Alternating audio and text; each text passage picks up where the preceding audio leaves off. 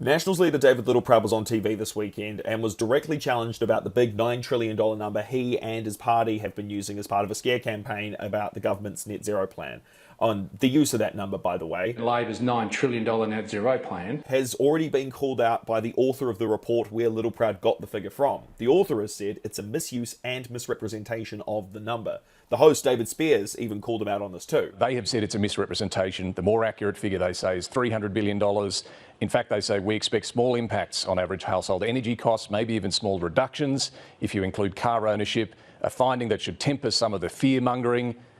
Do you need to stop using that $9 trillion figure now? The truth is that the $9 trillion number is made up of every dollar of investment Australia might see into the energy shift industry between now and 2060. This includes all the billions of dollars being spent by private companies, as well as money that overseas customers would pay for future export.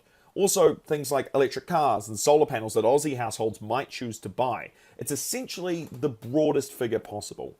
As Littleproud says, during the interview, he's gone through the comments made by the report's author, where they say the cost to taxpayers is $300 billion.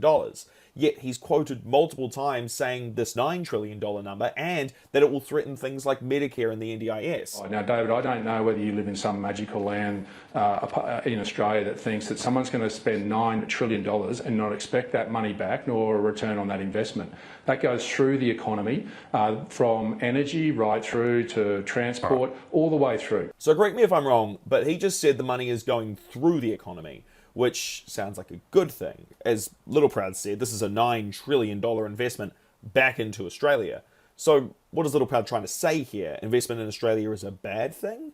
It just kind of sounds like he's trying to confuse the reality of the situation, which is that he and his party is continuing to use this number despite the report's authors saying it's a misrepresentation, by insulting the reporter at the start to make himself sound more reasonable. No, but they've said that $9 trillion includes foreign investors building, green hydrogen export facilities in Australia, things that may not happen now. So someone's always got to pay, David. I mean, sure, Australia pays $300 billion and the rest is private and foreign investment. But even when he spelled out how he's incorrect, Littleproud refuses to give in. I don't know what magical land you live in, but Australia's no different to anyone else. If you can find someone that can drop a lazy trillion into Maranoa, I'll take it. Just trying to stick to the Pay facts. it back Just and trying don't to have to get a return. make sure the viewers are aware that the people who said that $9 trillion say it's a big misrepresentation and it shouldn't be used. But anyway.